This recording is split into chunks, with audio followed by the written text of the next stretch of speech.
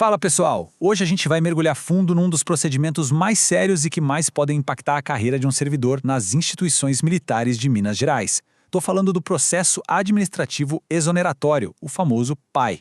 Ele está todo detalhado num mapa, o Manual de Processos e Procedimentos Administrativos, e olha, entender como ele funciona é essencial, tanto para garantir os direitos de cada um, quanto para manter a integridade da própria corporação. Para a gente não se perder, vamos seguir um roteiro bem lógico, beleza? Primeiro, vamos definir o que é o PAI e por que ele existe. Depois, a gente vai ver quem são as autoridades que podem tocar esse processo. Daí, a gente mergulha de cabeça no coração da coisa, as 5 fases do PAI. Depois, o foco vai ser nos momentos-chave da defesa e do julgamento, e para fechar, vamos entender os prazos e como funciona o sistema de recursos. Então, bora começar. Bom, para começar, vamos para a base de tudo. O que é de verdade o PAI? Será que é um processo para punir ou é mais uma ferramenta de gestão? E talvez o mais importante, o que pode dar o start num processo que, no limite, pode levar ao desligamento de um servidor? Entender essa finalidade, esses pontos de partida, é o alicerce para a gente entender todo o resto. E aqui está o ponto central, direto no artigo 381, o PAI não é um processo disciplinar. O objetivo dele não é dar uma punição por uma transgressão, mas sim avaliar a permanência da pessoa. Pensa nele como uma ferramenta de gestão, sabe? Uma espécie de verificação para garantir que aquele servidor, seja militar ou civil, continua atendendo a todos os requisitos que são essenciais para ele estar naquele cargo público. É um jeito de proteger a própria instituição, garantindo que todo mundo ali mantenha o padrão que foi exigido desde o começo. Então, para quem exatamente esse processo se aplica? A resposta não é uma só não. O manual é super detalhado e divide os possíveis alvos em vários grupos e situações diferentes. Vai desde o aluno que está em formação até militares que já têm anos de serviço.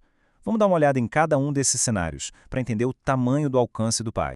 O artigo 381 começa focando nos discentes, ou seja, nos alunos dos cursos de formação. Vamos ver os gatilhos um por um. Primeiro, reprovação ou impossibilidade de concluir no prazo. Isso é bem objetivo, o aluno não teve o desempenho esperado ou não conseguiu terminar no tempo certo. Claro, tem a ressalva importante do trancamento de matrícula para casos justificados. Depois, frequência mínima, outro ponto bem objetivo, que mede o comprometimento. Aí vem um critério mais subjetivo, a inadaptabilidade à função militar. Aqui a gente não está falando de nota, mas de comportamento, de vocação. E essa decisão precisa ser bem fundamentada por um grupo, um colegiado, não só pela opinião de um superior. E por último, a linha E, que talvez seja a mais grave, a falta de honestidade logo na entrada. Omitir ou falsificar informações no formulário para ingresso, o FIC, quebra a confiança desde o dia 1 e é sim motivo para abrir um PAI.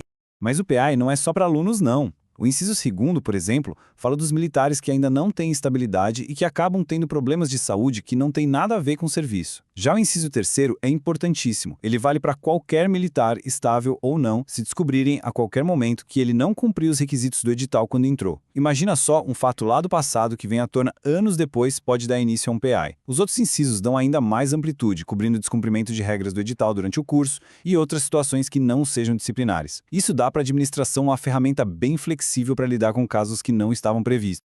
Beleza, agora a gente já sabe o que é o PAI e quando ele pode começar. A próxima pergunta é: quem tem o poder para conduzir esse processo? Definir quem são as autoridades competentes não é só um detalhe burocrático, viu? É um pilar para garantir que o processo seja imparcial e legítimo do começo ao fim. O artigo 382 mostra pra gente que a competência para instaurar um PAI fica lá em cima, em postos de comando. A lista vai desde o chefe do Estado-Maior e o corregedor, que tem aquela visão geral da instituição, até comandantes de unidades que estão mais perto da tropa, como os de companhia independente. Essa distribuição de poder é bem estratégica. Ela garante que uma decisão tão séria seja sempre tomada por uma autoridade que tem responsabilidade de comando e que conhece a situação de perto. Ok, uma autoridade instaura o processo. Mas quem é que toca a investigação no dia a dia? O artigo 383 define a regra geral.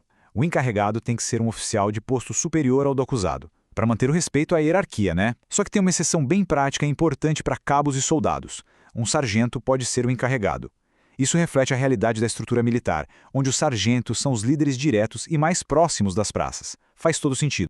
E aqui o manual traz 2 garantias que são cruciais para a justiça do processo: o impedimento e a suspeição, ambos lá no artigo 383. Pensa no impedimento como uma barreira objetiva, automática. Se o oficial é parente ou esteve envolvido no fato, ele simplesmente não pode atuar no caso. Fim de papo.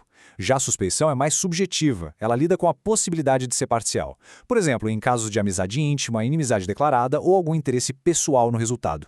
São mecanismos para garantir que a decisão seja a mais isenta possível. E essa responsabilidade pela imparcialidade é uma via de mão dupla. O artigo 383 exige que o próprio militar encarregado tenha a hombridade de se declarar impedido ou suspeito. Mas o sistema não depende só da boa vontade dele, não. O artigo 384 dá ao acusado e à sua defesa um papel ativo, o direito de arguir, ou seja, de apontar formalmente uma situação de suspeição. E olha que crucial, esse direito tem que ser usado logo no começo do processo. Isso mostra que a defesa tem que estar atenta desde o primeiro minuto.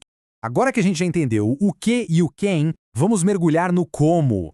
O pai é uma jornada, um processo com começo, meio e fim. Não é um ato isolado. Ele é dividido em 5 fases muito bem definidas e cada uma delas tem seus próprios objetivos e regras. Vamos percorrer esse caminho passo a passo. O artigo 385 nos dá o mapa completo do processo, como a gente vê nesse fluxo aqui. Tudo começa com a instauração, que é o ato formal que dá o pontapé inicial. Logo depois vem a instrução, que é o coração da investigação. É onde as provas são coletadas e os fatos são apurados. A terceira fase é a defesa, o momento sagrado onde o acusado exerce seu direito constitucional de se manifestar. Depois da defesa, o encarregado faz um relatório, resumindo tudo o que aconteceu e dando a sua opinião. E, finalmente, o processo chega ao seu clímax no julgamento, que é a decisão final da autoridade. Agora, vamos analisar cada uma dessas etapas com mais calma. A primeira fase, a instauração, acontece por meio de um documento chamado portaria, e segundo os artigos 385 e 386, essa portaria é a pedra fundamental de todo o processo. Ela tem que ser precisa, detalhando os fatos e a base legal. O ponto mais importante é que ela delimita o campo de jogo. A investigação não pode sair atirando para tudo que é lado. Ela tem que se manter naquilo que está descrito ali na portaria. E isso é uma garantia essencial para que o acusado saiba exatamente do que ele precisa se defender. A segunda fase é a instrução. Como o próprio nome já diz, é aqui que o processo é instruído, ou seja, alimentado com provas e informações. Conforme o artigo 385, é a fase de elucidar os fatos. Isso pode incluir ouvir testemunhas, juntar documentos oficiais, fazer perícias técnicas ou até mesmo reconstituir um evento. Tudo que for preciso para que a verdade venha à tona acontece aqui. É a fase de investigação por excelência. O artigo 387 estabelece um rito inicial bem claro para o encarregado. Olha só o fluxo. Primeiro, ele tem até 10 dias úteis para autuar o processo, que nada mais é do que organizar e numerar todos os documentos iniciais. O segundo passo é notificar o acusado. Isso tem que acontecer com pelo menos 2 dias úteis de antecedência da primeira audiência. E o terceiro passo, que é uma garantia fundamental da ampla defesa. Junto com a notificação, o encarregado tem que entregar para o acusado cópias de absolutamente tudo o que existe no processo até aquele momento. Sem surpresas, transparência total. Depois do interrogatório inicial, a bola passa para a defesa. O artigo 390 dá um prazo de 5 dias úteis para uma manifestação que é crucial, a apresentação da defesa prévia. É nesse momento que a defesa tem que apresentar seus primeiros argumentos e, mais importante, a sua lista de testemunhas. Perder esse prazo é um risco gigantesco porque pode rolar a preclusão, ou seja, a perda do direito de indicar as testemunhas que poderiam ser a chave para resolver o caso. A fase de instrução é cheia de regrinhas importantes. O artigo 390, por exemplo, limita o número de testemunhas da defesa a 5, ou 10, se o caso for mais complexo. O artigo 391 estabelece uma ordem lógica para os depoimentos. Primeiro se ouve quem acusa, depois quem se defende. Um procedimento padrão, previsto lá no artigo 393, é a avaliação de sanidade mental do acusado. E para garantir que o processo não se arraste para sempre, o artigo 392 dá ao encarregado o poder de negar pedidos de provas que sejam claramente para enrolar, ou seja, que só servem para atrasar a conclusão. Com a fase de investigação fechada e todas as cartas na mesa, o processo entra na sua reta final. Agora é a hora de argumentar e decidir. Vamos ver como funcionam as fases de defesa, relatório e, por fim, o julgamento. E chegamos à terceira fase, a defesa. Com a instrução terminada, o artigo 395 abre um novo prazo de 5 dias úteis para o acusado. É a hora de apresentar as alegações finais por escrito, que no jargão militar podem ser chamadas de RED, as razões escritas de defesa. Essa é a última chance que a defesa tem para amarrar todas as pontas, analisar o conjunto das provas e tentar convencer o encarregado e a autoridade que vai julgar sobre a sua versão dos fatos. Mas quem é que pode assinar essa defesa? O artigo 398 mostra uma característica bem própria do direito administrativo militar. Além de um advogado civil, a defesa pode ser feita por outro militar, mas com uma condição, que ele seja hierarquicamente superior ao acusado. Essa regra, que não existe no mundo civil, reflete a ideia de que um militar mais antigo e experiente teria o conhecimento e o respeito necessários para defender um subordinado dentro da lógica do quartel. Terminada a defesa, a gente chega na quarta fase, o relatório. De acordo com o artigo 399, o encarregado, que até agora foi o investigador, vira uma espécie de relator. Ele junta tudo que foi apurado e, o mais importante, ele emite uma opinião fundamentada. Ele não decide, mas ele sugere um caminho para a autoridade superior.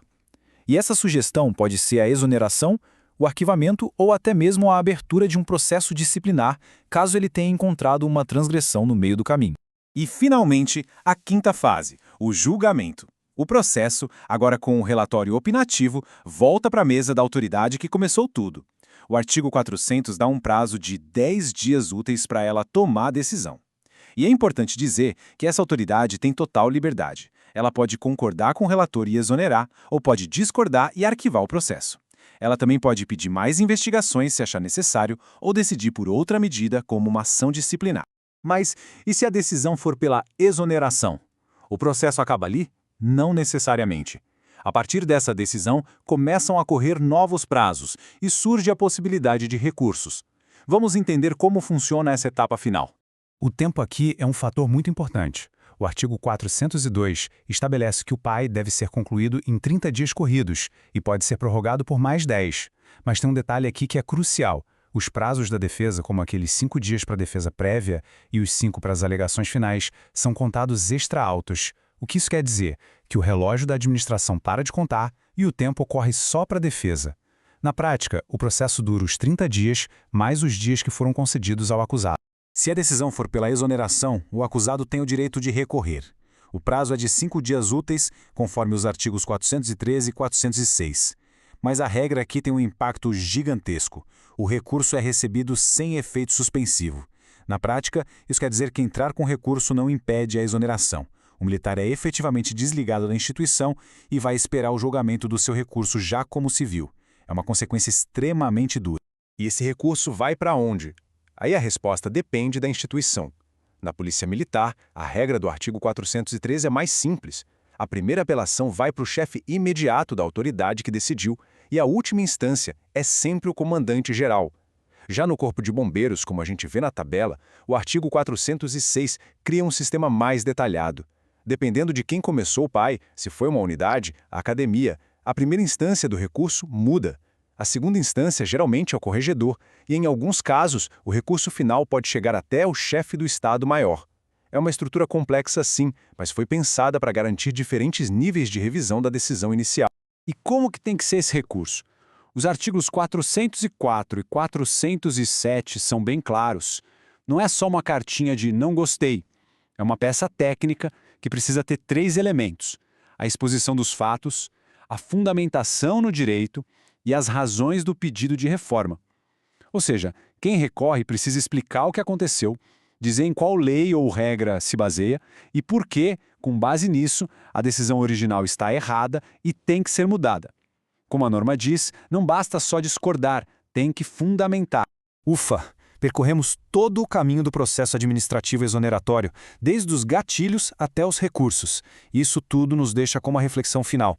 Será que essa estrutura toda, tão detalhada e cheia de regras, consegue, na prática, equilibrar a balança entre os direitos do servidor de um lado e os interesses da instituição do outro?